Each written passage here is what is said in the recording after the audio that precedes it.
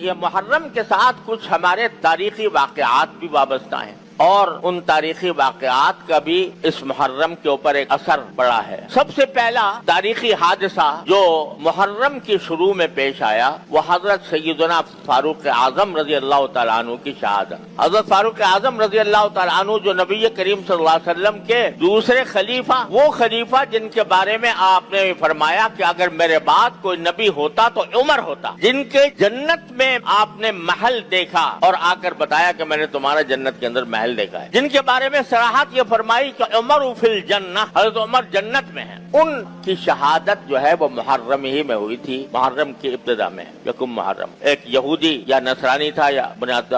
یہودی تھا، اس نے چھپ کر حضرت فاروق اعظم رضی اللہ تعالیٰ عنہ پر وار کیا تھا جبکہ آپ نماز فجر کے لیے تشریف لائے تھے، اور اسی وار کے نتیجے میں حضرت فاروق اعظم رضی اللہ تعالیٰ عنہ کی پھر وفات ہوئی۔ یہ افسوسناک اور اندوہناک اور ملت کے لیے عظیم سانحہ وہ اسی محرم میں پیش آیا۔ پھر دوسرا عظیم سانحہ جو خاص عاشورہ میں پیش آیا وہ سیدنا حسین رضی اللہ تعالیٰ عنہ کی شہادت، نبی کریم سرور دو عالم صلی اللہ علیہ وسلم کے نواسے، جن کو آپ نے جنت کا ریحان قرار دیا، جنت کا پھول قرار دیا، جن کے بارے میں آپ نے فرمایا کہ اہل جنت کے نوجوانوں کے سردار ہوں گے، اور جن کی ساتھ آپ نے محبت کرتے ہوئے فرمایا کہ اللہ میں ان سے محبت کرتا ہوں، جو ان سے محبت کرے اللہ آپ بھی اس سے محبت کریں، وہ سیدنا حسین رضی اللہ تعالیٰ عنہ۔ وہ اسی عاشورہ کے دن ظالمانہ طور پر ان کو شہید کیا گیا، وہ شہید مظلوم بنے اسی عاشورہ کے دن،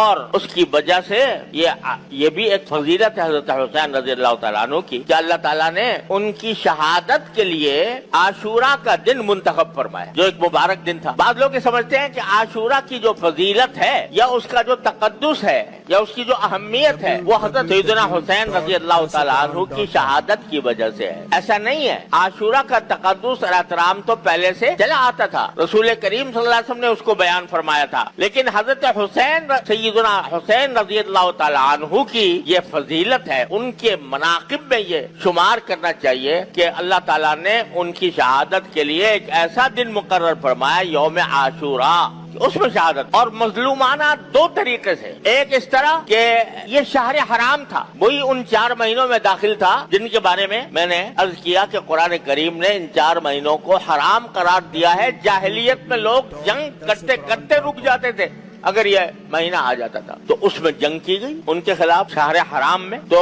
ایک ظلم یہ کہ شہر حرام کے تقدس کو پامال کیا گیا، اور شہر حرام کے تقدس کو پامال کرتے ہوئے ان کے خلاف جنگ کی گئی۔ دوسرا یہ کہ ان کو ظالمانہ طور پر شہید کیا گیا۔ روایات میں یہ بات داخل ہے، تاریخی روایات سے ثابت ہوتی ہے کہ حضرت حسین رضی اللہ تعالیٰ عنہ اگرچہ اس وقت یزید کی خلافت کو تسلیم نہیں کرتے تھے، اور اس لیے نہیں کرتے تھے کہ ان کے خیال میں یزید اس لائق نہیں تھا کہ وہ اسلامی امت کا سربراہ بنے، اور ان کو کچھ منکرات شرعیہ بھی ان پر ظاہر ہوئے تھے کہ یہ منکرات شرعیہ کا ارتکاب ہو رہا ہے، تو اس کے خلاف حضرت سیدنا حسین رضی اللہ تعالیٰ عنہ نے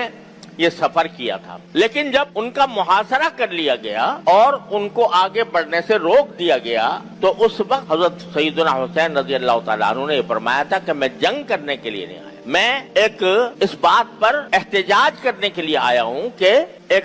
ناجائز حکمران کو